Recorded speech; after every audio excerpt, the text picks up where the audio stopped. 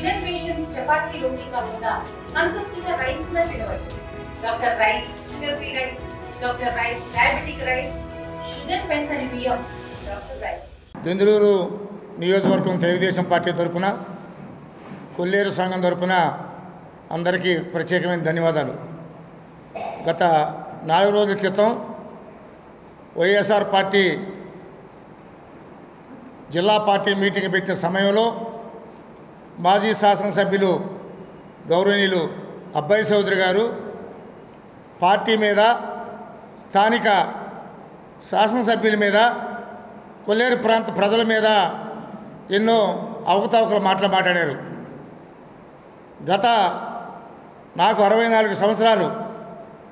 1974-76 మధ్యలో ఆనాటి ముఖ్యమంత్రి జలగ వెంగళరావు గారు కొల్లేరు పర్యటన చేసి కొల్లేటి కోటలో ఈ కొల్లేరు ప్రాంతానికి ఏదైతే బాగుంటుందో ఆనాడు వెంగళరావు గారు ముఖ్యమంత్రిగా పరిశీలన చేసి 136 సొసైటీలు ఇవ్వడం జరిగింది. అప్పటి నుంచి కూడా ఈ కొల్లేరు ప్రాంతం అభివృద్ధి జరగడం జరిగింది.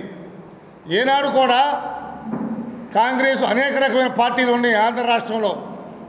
ఏ పార్టీ వారు చేపల చెరువులు తవ్వుకున్నా, ఎవరు ఏ వ్యాపారం చేసినా, తర్వాత ఏ పార్టీ వచ్చినా ఎవరి జోలికి ఎవరు వెళ్ళడం కాదు. అందరూ అన్నదమ్ముల భావంగా కొల్లేరు ప్రాంతం అనేది ఒక న్యాయానికి, ఒక పద్ధతిగా వెళ్ళే గ్రామాలు కాబట్టి ఎవరు వచ్చినా అందరినీ సమానంగా చూసిన గ్రామాలు.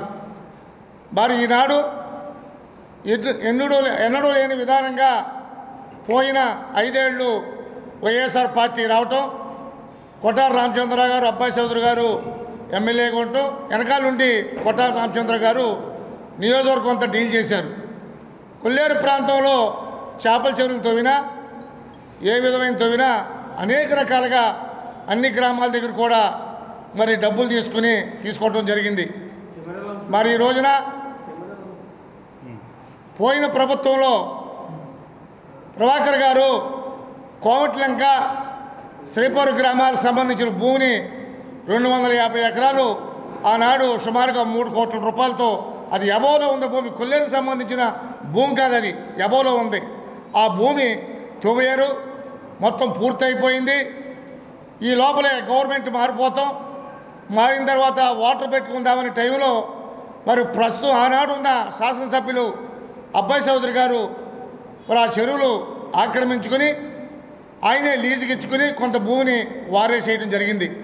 సుమారుగా 7-8 కోట్ల రూపాయలు వారు వసూలు చేయడం జరిగింది.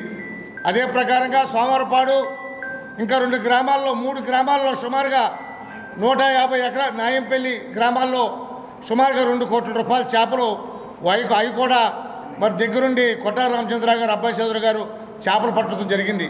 అదే ప్రకారంగా పెదవేగి, దెందులూరు మండలంలో ఆనాడు రైతాంగానికి ఇబ్బంది కలుగుతుందని చెప్పి అప్పుడు కోట్లాది రూపాయలు పైపులు పట్టుకొచ్చి ప్రస్తుతం ఎమ్మెల్యే గారు సింధమే ప్రభాకర్ గారు రైతులకు ఇబ్బంది లేకుండా ఆ రోజున కలెక్టర్ పర్మిషన్ తీసుకుని కోట్లాది రూపాయలకు సంబంధించిన పైపులు కూడా రైతాంగానికి ఇబ్బంది లేకుండా నీళ్లు లాక్కోవడానికి పైపులు కూడా తెచ్చారు. ప్రభుత్వం రాగానే ఈ చేపలు కానీ, లీజులు కానీ అనేక రకాలుగా ఇబ్బంది పడి సుమారుగా 12-13 కోట్ల రూపాయలు మరి స్థానిక ఆనాడు అబ్బాయి చౌదరి గారు, రామచంద్రరావు గారు తీసుకోవడం జరిగింది. దాని మీద ఈ ప్రభుత్వం వచ్చిన తర్వాత స్థానిక శాసనసభ్యులు కొంతమంది పెద్దలతో వారికి వాళ్ళ నాన్నగారి దగ్గరికి, అబ్బాయి చౌదరి గారి దగ్గరికి పంపడం జరిగింది. ఇది పరిస్థితి, ఇంత డబ్బు రావాలని చెప్తే వాళ్ళ నాన్నగారు మధ్యవర్తి పెద్దల దగ్గర కూర్చొని కొంత డబ్బు సుమారుగా 6 కోట్ల రూపాయలు నేను ఇస్తానని చెప్పి వాళ్ళ నాన్నగారు కొట్టార రామచంద్రరావు గారు బాబ్జీ గారి దగ్గర ఒప్పుకోవడం జరిగింది. అలాగే రంగరాజు గారి దగ్గర ఒప్పుకోవడం జరిగింది. దాని విషయం మీద కొల్లేరు ప్రాంతానికి అన్యాయం జరిగిందని చెప్పి కొల్లేరు సంఘ అధ్యక్షుడిగా మాకు న్యాయం చేయని చెప్పి 42 రోజులు అక్కడ ఇంటి ఎదుర దీక్ష చేయడం జరిగింది. అన్నం లేకుండా, టీ లేకుండా పొద్దున్నెళ్ళి సాయంత్రం వరకు కూడా దీక్ష చేశాం. మొన్న ప్రెస్ మీట్ పెట్టి చెప్తున్నారు, కొంతమంది పళ్ళేలు కొట్టారు, అలాగే చాలా అల్లరి పెట్టారని వారు చెప్తున్నారు. ఎప్పుడైనా 50 ఏళ్ల చరిత్రలో ఏ ప్రభుత్వంలో అయినా, ఏ ఎమ్మెల్యే అయినా ఒకరు తవ్విన చెరువులు ఇంకోళ్ళు తీసుకుని చేపలు పట్టుకుని పైపులు అమ్ముకుని ఏనాడైనా అన్యాయం జరిగిందా? దాన్ని అన్యాయం అని చెప్పి కొల్లేరు ప్రాంతం అంతా ప్రజలందరూ కూడా 42 రోజులు దీక్ష అయితే ఎక్కడో లండన్లో ఉన్నాడు ఆయన, వాళ్ళ నాన్నగారు ఉన్నారు. ఒక్కసారి బయటకు వచ్చి మీకు డబ్బులు ఇవ్వక్కర్లేదు, నేను ఇలా చేశాను, ఇది ఉందని చెప్పి ఆయన చెప్పవలసిన పరిస్థితి ఇన్ని రోజులున్నా 42 రోజులు 43 రోజులు చేసి కొంతమంది పెద్ద మనుషులు కల చేసుకుని నేను చేస్తానని చెప్తే దీక్ష విరమించాం. ఈనాడైనా మీడియా వారికి కూడా తెలుసు, చెరువులు ఎవరితో వేరు, దాని పూర్వపురాలు ఏంటో డిపార్ట్మెంట్ తెలుసు, రెవెన్యూ డిపార్ట్మెంట్ తెలుసు, దానికి ఎంత ఖర్చు అయిందో మీ అందరికి కూడా తెలుసు. ఇప్పుడైనా మేము కొల్లేరు ప్రాంత ప్రజలుగా ఈ తెలుగుదేశం పార్టీ తరఫున సవాల్ చేస్తున్నాం. అబ్బాయి చౌదరి గారు, మీరు మీకు సంబంధించిన పార్టీ వారు బహిరంగ మీటింగ్ పెట్టండి, మీడియాలు పిలవండి, గవర్నమెంట్ పిలవండి. అప్పుడు ఇప్పుడు కూడా ఆ అధికారులే ఉన్నారు, ఆ మీడియా ఉంది కాబట్టి మేము డిస్కస్ చేసుకుందాం. ఎవరు చేపల చెరువులతో వేరు, ఎవరు ఆక్రమించుకున్నారు, ఎవరు డబ్బులు తినేశారు అనే దాన్ని మీడియా ముందే మాట్లాడతాం. కాబట్టి మీరు నోటుకు వచ్చినట్టు మిమ్మల్ని తొక్కేస్తాం, మేము మీ ఎంత తేలుతామని చెప్పి అన్నారు. కాబట్టి దయచేసి మిమ్మల్ని మేము ఏమనో మాజీ శాసనసభ్యులుగా గౌరవిస్తున్నాం. కాబట్టి మీరు మీ పార్టీ అయినా మా పార్టీ అయినా ఒకటే. దయచేసి మీడియా వారి సమక్షం కలెక్టర్ గారు ఉంటారు, ఎస్పీ గారు ఉంటారు, అందరూ పార్టీ పరంగా పెద్దలను కూడా పిలుద్దాం. ఏం జరిగిందనేది మనం ముందుకెళ్ళి దాన్ని పరిష్కారం చేసుకుందాం. కాబట్టి మీరు రౌడీజం చేయబోకండి, గొడవలు పెట్టబోకండి. మా శాసనసభ్యుడు 10 మందికి అన్నం పెట్టేవాడు తప్ప దౌర్జన్యం చేసే మనిషి కాదు. కాబట్టి దయచేసి ఈ కార్యక్రమాన్ని మీడియా వారి ద్వారా తెలియజేస్తున్నాను. జై హింద్, జై తెలుగుదేశం. మరి దోచుకోవడం దాచుకోవడం అనేది ఈ వైసీపీ గవర్నమెంట్లోనే స్టార్ట్ అయింది. వాళ్ళు ఏం చేశారని మేము చేయడం కాదు. 2014-19 గవర్నమెంట్లో లాస్ట్ 2018లో ఇప్పుడున్న శాసనసభ్యులు పావుంట్లంలో ఉన్న భూమిని ఆయన తవనన్నారు. గ్రామస్తులందరూ వచ్చి మా జీవనోపాధి లేదు, మా బతకడానికి దారి లేదంటే బలవంతం మీద ఆయన తవ్వారు 250 ఎకరం. దాంట్లో నేను 26 ఎకరాలు తవ్వాను. నేను ఒక ఎస్సీ వాడిని. నా భూమి కూడా గవర్నమెంట్ అసలు ఏం తువ్వి అలా పెట్టామండి. పెట్టిన తెల్లారే గవర్నమెంట్ మారిన తర్వాత మమ్మల్ని గట్టెక్కని వల్ల నా మీద దౌర్జన్యం చేయించాడు ఈ రామచంద్ర, ఈ అబ్బాయి చౌదరి. నా కారుని బద్దలు కొట్టారు. నేను ఇలా ఈ విధంగా చేస్తున్నానని చెప్పి నా మీద కేసులు పెట్టి జైలు పెట్టించారు. ఆ విధంగా చేసి అక్కడున్న కొంతమంది రౌడీ మొక్కలను ఉపయోగించి మా చెరువులు లాక్కున్నారండి. నేను ఒక ఎస్సీ వాడిని కదండి, నాయే కావాల్సి వచ్చినాయా ఇలా లాక్కోవడం? చరిత్రలో కూడా ఎక్కడా లేదండి. ఇంతకుముందు కొల్లేరులో ఎక్కడా లేదు చరిత్రలో కూడా. అట్లాంటిది నీచమైన కుట్ర పన్నీళ్ళు, నీచమైన మా డబ్బులతోనే వీళ్ళు 5 సంవత్సరాలు జలసాలు చేసి ఈ విధంగా సాగించారు. కానీ ఇప్పుడు నీతులు చెప్తున్నారు ఎవరు అబ్బాయి చౌదరి గారు, మేము ఎవరికి డబ్బులు అవసరం లేదండి, రమ్మనండి, మీడియా సమస్యలు పెడదాం, ఎస్పీ గారి సమస్యలు పెడదాం, ఇవ్వాలా లేదా మొత్తం కొల్లేరు గ్రామాలు అందరూ తెలుసు ఎవరు లాక్కున్నారు, ఎవరు భూములు లాక్కున్నారు అనేది. బహిరంగ చర్చ కూడా సిద్ధమే. కానీ అలాగ మీడియా ప్రకారంగా మేము అవసరం లేదంటే కాదు, రమ్మనండి, మేము రెడీగా ఉన్నాం. మీ పార్టీ నాయకులు రండి, మేము కూడా వస్తాం, అక్కడే తెలుసుకుందాం ఎవరు లాక్కున్నది. అందరూ తెలుసు. ఇవన్నీ మానుకుని ఇలా నీచమైన బతుకులు మేము బతకమండి. అసలు మా చంద్రబాబు నాయుడు గారు కానీ మా ఎమ్మెల్యే గారు కానీ ఏదైనా సామరస్యంగా వెళ్ళమంటారు తప్ప మీలాగా దోచుకుని దాచుకోవడం, రౌడీని చేయడం అట్లా చేయరు. మీరేనండి మా అమ్మాయి కేసులు పెట్టించారు, అక్రమం కేసులు పెట్టించారు. మేము పెట్టించలా మీ మీద కేసులు. సంవత్సరం అయింది ఇప్పటికి, ఒక కేసు కూడా మేము పెట్టించలా. మేము గవర్నమెంట్ మారిన నెలకే మమ్మల్ని ఇంట్లో కూర్చున్న లాక్కొచ్చి అక్రమ కేసులు ఇరికిచ్చారు. ఇప్పుడు మా మీద ఉన్న కేసులు అక్రమ కేసులే. అవన్నీ పక్కన పెట్టి ఇప్పుడైతే మేము అక్రమ కేసులు పెడతామని దోచేసుకున్నాను అంటున్నారు. రమ్మని బహిరంగ చర్చలు అంటున్నాం కదా. మేము మా చెరువులు లాక్కున్నారు, ఒక ఎస్సీ కూడా ఉండి మా చెరువులు లాక్కున్నారు. ఇది కరెక్టేనా చెప్పు, రమ్మనండి. ఇది మా అమౌంట్ గురించి కానీ మా చెరువుల గురించి కానీ తేల్చినాక ఆయన లండన్ వెళ్ళాలి. నిజంగా మీకు దమ్ము ధైర్యం ఉంటే మా డబ్బులు చెల్లించి అప్పుడు లండన్ వెళ్ళండి. దీని ద్వారా మీకు తెలియపరుచుకుంటున్నాను. మీడియా సమావేశం పెట్టడానికి ముఖ్య ఉద్దేశం 4వ తారీఖున మాజీ ఎమ్మెల్యే అయిన కొటార అబ్బాయి చౌదరి గారు వాళ్ళ గ్రామంలో జిల్లా మీటింగు పెట్టుకుంటే జిల్లా నాయకులందరూ వస్తే ఈయనకి ఎక్కడ లేని ధైర్యం వచ్చి ఆయన మాట్లాడిన మాటలేంటో తెలుసండి.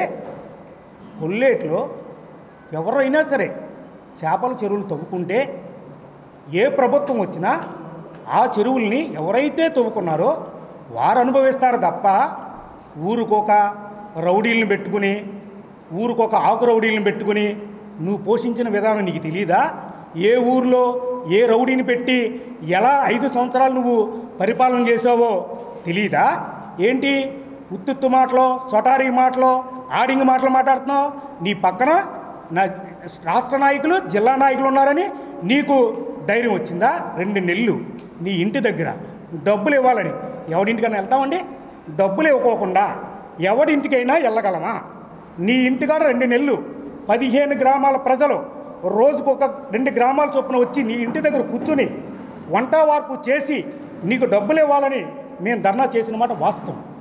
నీకు దమ్ముంటే నువ్వు లండన్లో ఉన్నావో, ఏలూరులో ఉన్నావో, నీ ఊర్లో ఉన్నావో నీకే తెలుసు. నువ్వు వచ్చి మీ నాయని కానీ నువ్వు కానీ ఒక్కరోజైనా వచ్చి నా ఇంటికాడకు వచ్చి మీరు ఎవర్రా చేయడానికని నువ్వెందుకు అడగలేకపోయావు? నువ్వు ఇవ్వక్కర్లేదని చెప్తున్నావు. నువ్వెందుకు అడగలేకపోయావు? నువ్వు అడగాలి కదా మమ్మల్ని వచ్చి. మేమే వంట వర్క్ చేసాం. ఏంటి ఆడింగి మాటలు మాట్లాడుతున్నావు? ఏంటి నీకు సీట్ వస్తుందో రాదో తెలీదు, నీ పార్టీ వస్తుందో లేదో తెలీదు, నీ పార్టీ ఉంటుందో లేదో తెలీదు. నువ్వు మమ్మల్ని బెదిరిస్తావా? మా సంగతి చూస్తావా? రా, ఎక్కడ చూస్తావు? దమ్ముంటే రా.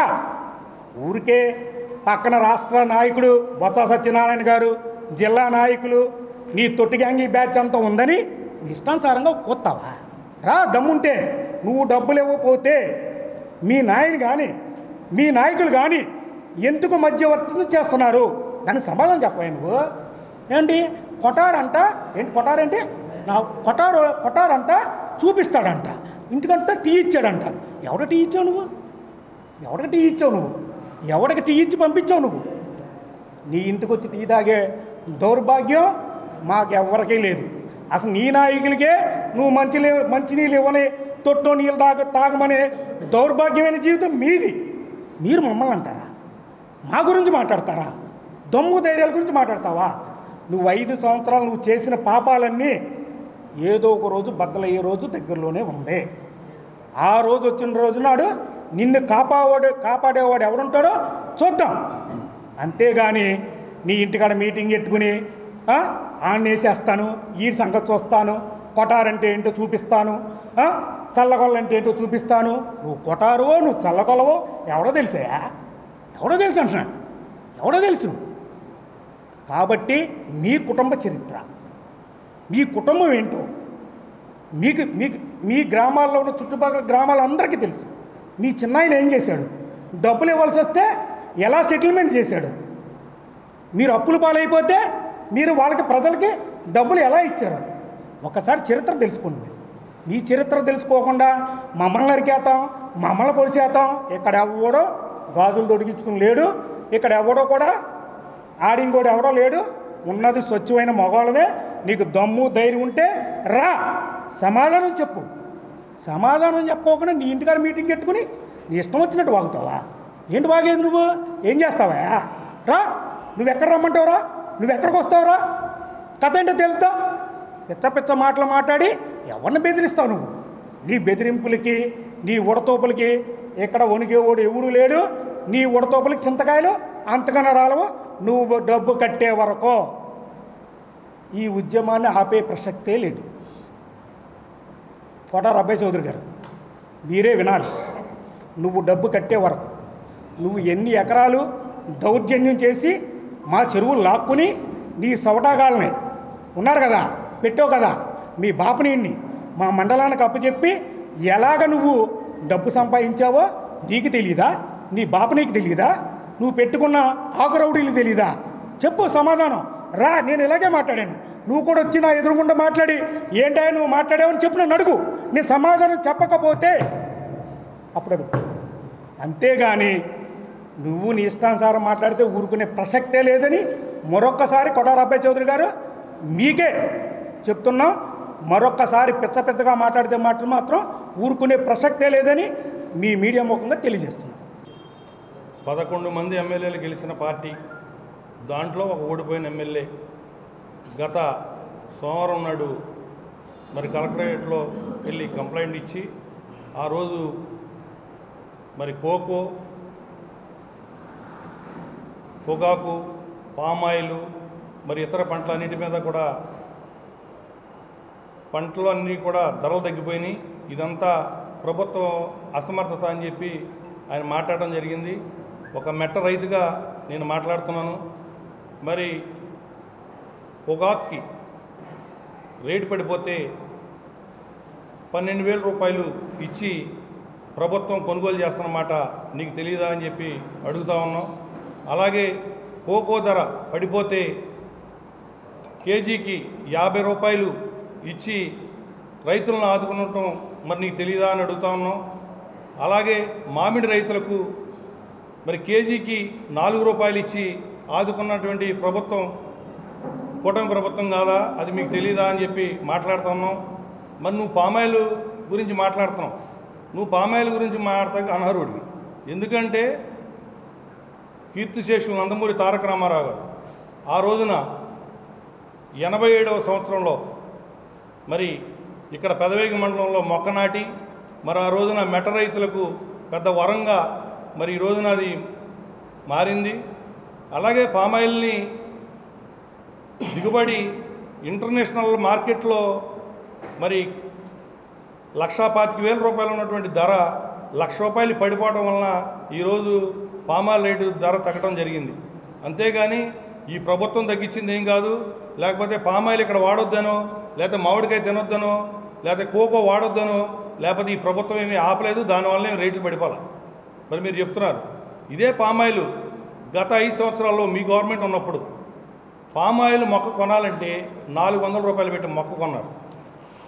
అది కూడా మీ వైఎస్ఆర్ కాంగ్రెస్ పార్టీ నాయకులకు కార్యకర్తలకు మీరు ఆ మొక్కలో లిస్టులు ఫైనలైజ్ చేసి ఇచ్చారే తప్ప వేరే వాళ్ళకి ఎవరికి ఇవ్వలేదు. తెలుగుదేశం పార్టీ వాళ్ళు ఎవరైనా కానీ మొక్కలు కావాలంటే తెలంగాణ పోయి మొక్క 1000 రూపాయలు తీసుకొచ్చి కొనుక్కుని మరి ఆ పంట వేయడం జరిగింది. ఈ రోజున నువ్వు దాని గురించి మాట్లాడుతున్నావు. మీ ప్రభుత్వంలో ఒక బెత్తెడు డ్రిప్ పనిముట్లు ఏమైనా మీరు ఇచ్చారా, ఒక మొక్క ఏమైనా ఇచ్చావా అని మిమ్మల్ని అడుగుతా ఉన్నాం. అలాగే ఈరోజు పామాయిల్ మొక్కలు కూటమి ప్రభుత్వం ఫ్రీగా ఇస్తుంది. నీకు కావాలంటే నువ్వు కూడా తీసుకెళ్ళి నీ దాంట్లో వేసుకో, మేమేం కాదనం. మీ నాయకులు కార్యకర్తలు ఎవరు అప్లికేషన్ పెట్టుకున్నా ఈ రోజున పామాయిల్ మొక్కలు ఫ్రీగా ఇవ్వడం జరుగుతుంది. అలాగే నువ్వు పామాయిల్ రైతుల గురించి ఓకే మాట్లాడుతున్నావు. మరి పామాయిల్ ఫ్యాక్టరీలో 4 మనుషుల్ని నీ సొంత మనుషులు పెట్టుకుని ఎన్ఎంఆర్లు వేసి వాళ్ళందరినీ కూడా మీ ఇంట్లో కుండలతో ఇచ్చుకున్న సంగతి జనాలందరికీ తెలుసు. ఆ విషయం నీకు కూడా తెలుసు. పామాయిల్ రైతుల గురించి నువ్వు ఒక మొసల కన్నీరు గారుస్తూ ఉన్నావా? అదంతా కూడా ప్రజలందరూ గమనిస్తూ ఉన్నారు. అది ఏమైనా ప్రభుత్వం ఏమీ చేసేదేం కాదు. ఈ కూటమి ప్రభుత్వం వచ్చిన తర్వాత మీరందరూ చూస్తూనే ఉన్నారు. ఈ రోజున నిమ్మకాయ కానీ, కోకో కానీ, మామిడి కానీ ఈ సంవత్సరం పండినంత పంట ఎప్పుడూ పండలేదు. ఎందుకంటే పంట ఎక్కువ పండటం వలన మరి వచ్చిన సమస్య అది. ఎందుకంటే కొంచెం రేట్లు తగ్గినాయి, అంతేగాని వేరేదేం కాదు. ధాన్యం గురించి మాట్లాడుతూ ఉన్నావు. ధాన్యం డబ్బులు లేదండి. ధాన్యం డబ్బులు 99.9% ఈ ప్రభుత్వం 24 గంటల లోపే వేసింది. ఎవరికైనా కొంతమంది ట్రక్ షీట్ అట కొట్టంగానే గంటలో వాడి ఇంటికి వెళ్ళే లోపల అమౌంట్ పడింది. అది తర్వాత ఒక 2 or 3% డబ్బులు రావాల్సిన మాట వాస్తవమే. అవి నిన్న మొన్న కూడా పడిపోయినట్టు ఉన్నాయి. తర్వాత నువ్వు చెప్తా ఉన్నావు ధాన్యం రైతుల గురించి. ఒక లారీ ఒక రైస్ మిల్లుకి వెళ్తే 50,000 నుంచి 1,00,000 రూపాయల వరకు కూడా ఆ రైస్ మిల్లులకి కట్టినటువంటి దాఖలాలు చాలా ఉన్నాయి. ఆ విషయం నీకు కూడా తెలుసు. నీ పార్టీ కార్యకర్తలు కూడా కట్టారు. అది ఎందుకంటే అది తడిసిపోయిన ధాన్యం అంటారు, ముక్కుపోయిన ధాన్యం అంటారు, మొక్క ఇరుగుతా ఉందంటారు, అన్నీ కూడా అలా చేశారు. ఈ రోజున తడిసిన ధాన్యానికి కానీ ఏ ధాన్యం తీసుకెళ్ళినా 1 రూపాయి కూడా వసూలు చేయకుండా మరి అందరూ కూడా రైతులకు న్యాయం చేసినటువంటి ప్రభుత్వం ఈ తెలుగుదేశం ప్రభుత్వం. మరి నువ్వు అవినీతి గురించి మాట్లాడుతూ ఉన్నావు. అవినీతి ఎవరు చేశారనేది నువ్వు ముందు చూసుకోవాలి. గతంలో 18 సంవత్సరాలు మీ తండ్రి మరి విజయరాజ్ సొసైటీ అధ్యక్షుడిగా ఉన్నాడు. ఆ టైంలో మీరు ఎంత స్కామ్ చేశారో జనాలందరికీ తెలుసు. ఈ 2004లో రుణమాఫీ జరిగిన టైంలో మరి అందరూ కూడా సెక్రటరీ నీ తండ్రి కూడా కుమ్మక్కై మరి ఆ రోజున రుణమాఫీ డబ్బులు ఎవరికి ఇవ్వకుండా అందరి దగ్గర కూడా డబ్బులు నొక్కేసి ఆ రుణమాఫీ డబ్బులన్నీ కూడా కోట్ల రూపాయలు నువ్వు తీసుకున్న మాట వాస్తవం కాదా అని అడుగుతా ఉన్నావు. మరి అలాగే మరి ఎంత అవినీతి చేస్తూ ఉన్నారు మీరందరూ. చెరువుల గురించి మాట్లాడుతూ ఉన్నారు. చెరువుల గురించి మాట్లాడుతూ ఉంటే తెలుగుదేశం గవర్నమెంట్ పోయింది, వైఎస్ఆర్ గవర్నమెంట్ వచ్చిన తర్వాత మరి సోమవారపాడు చెరువులో మరి అది ప్రభుత్వం మరి పాట పెడితే దాన్ని లీజుకి వేరే వ్యక్తి తీసుకుంటే సోమవారపాడు కానీ న్యాయంపల్లి చెరువులో కానీ వచ్చిన వారం రోజుల్లోనే ఆ చెరువు అంతా కూడా మీరందరూ చేపల చెరువు పట్టుకుని అవన్నీ అమ్ముకున్న మాట వాస్తవం కాదా అని అడుగుతా ఉన్నాం. అలాగే మా కొల్లేరు నాయకులు మాట్లాడారు. మళ్ళీ కొల్లేరులో ప్రతి చెరువు తవ్వాలన్నా నువ్వు ఎంత డబ్బు డిమాండ్ చేశావు, ఎంత డబ్బు మీరు నొక్కేశారు, వందలాది ఎకరాలు ఆక్రమించుకుని మీరు లీజుకి ఇచ్చిన మాట వాస్తవం కాదా అని అడుగుతాను. నువ్వు డబ్బులు ఇవ్వకపోతే నీ ఇంటి ముందుకు వచ్చి పల్లెలు కొట్టారన్నావు, వంట వార్పు పెట్టారన్నావు, గేట్లు తిన్నారన్నావు. నువ్వు తప్పు చేయకపోతే నీ తండ్రి కానీ నువ్వు కానీ నీ పార్టీ నాయకులు కానీ ఎవరైనా వచ్చి మా ఇంటికి ఎందుకు వచ్చేవరా మీరు అని తన్ని తరిమేయచ్చు. మరి ఎందుకు తన్ని తరిమేయలేదని అడుగుతా ఉన్నాం. మనం కూడా ఎవరికైనా డబ్బులు అప్పుగా ఇస్తేనో లేకపోతే ఎవరైనా ఇవ్వాల్సి వస్తేనో మనం వాళ్ళ ఇంటికి వెళ్ళి మర్యాదగా అడుగుతాం. అడిగినప్పుడు వాళ్ళు ఈనప్పుడు వాళ్ళ ఇంటికి వెళ్ళి మరి భయానో నయానో పెట్టి డబ్బులు వసూలు చేసుకుంటాం. అలాగే మరి కొల్లేరు నాయకులు మరి మా నాయకులు ఎవరైతే ఉన్నారో వాళ్ళందరికీ డబ్బులు ఇవ్వాలి. అందువలన వాళ్ళ ఇంటికి వెళ్ళి ధర్నా చేయడం జరిగింది తప్ప వేరేదేమీ కాదు. అలాగే మరి నువ్వు చెప్తా ఉన్నావు కేసులు పెడుతున్నారని చెప్పి. ఎవరి మీద కేసులు పెట్టారు? వైఎస్ఆర్ కాంగ్రెస్ పార్టీ వచ్చిన తర్వాత వారం 10 రోజుల్లోనే ఇక్కడ ఉన్నటువంటి మా అందరి మీద కూడా కేసులు పెట్టావు. అందరూ కూడా 10-15 కేసులు పెట్టారు. మా నాయకుడు చింతమనేని ప్రభాకర్ గారి మీద 3 నెలలు నువ్వు జైల్లో పెట్టావని చెప్పి చెప్తా ఉన్నాం. మా నాయకుడు కానీ మేము కానీ ఎవరిదన్నా 1 సెంటు పొలం కానీ ఎవరికన్నా 1 లక్ష రూపాయలు డబ్బులు కానీ లేకపోతే ఎవరైనా కొట్టడం కానీ ఎవరైనా పడవటం కానీ మాకు ఎవరికన్నా మేమేమైనా చేసామని అడుగుతాం. నువ్వు ఎందుకు పెట్టావు కేసు? ఎస్సీ ఎస్టీ కేసులు మీరు ఎన్ని పెట్టారని చెప్పి అడుగుతా ఉన్నాం. మీరు పోలీసులందరినీ కూడా మీ గుప్పెట్లో పెట్టుకుని మా అందరి మీద మమ్మల్ని అందరినీ కూడా జైలు పాలు చేశారు అన్నమాట. వాస్తవం కాదని అడుగుతున్నాం. సంవత్సర కాలం అయింది మేము ఎవరి మీద అన్యాయంగా కేసులు పెట్టలేదు. మా నాయకుడు ఒకటే చెప్పారు, ఏమని? అన్యాయంగా ఒకరి మీదకి వెళ్ళొద్దు, ఎవరితో గొడవ పడొద్దు, వాళ్ళ పాపన వాళ్ళే పోతారని చెప్పి. అలాగే మేము ఉన్నాం. అలాగే మేము ఎవరి మీద ఏమీ కేసులు పెట్టలేదు. మరి మా చెప్తా ఉన్నాను.